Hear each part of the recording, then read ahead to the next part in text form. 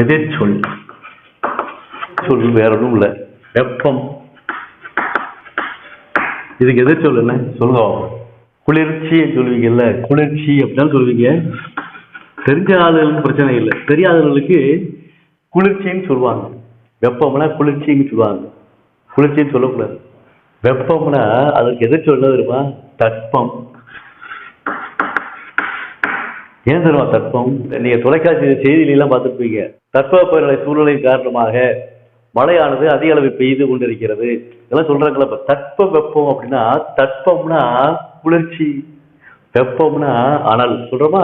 அப்ப வெப்பம் அதற்கு எதிர்ச்சொல் தட்பம். கண்டிப்பா படிச்சுக்கணும், சரிங்களா? அடுத்து ஆண்டான் இருக்கும். ஆண்டான் எதிர்ச்சொல் ஆண்டான். ஆண்டுகிட்டு இருக்கேன், அவன் அடிமையா இருக்கேன், அப்ப அடிமை.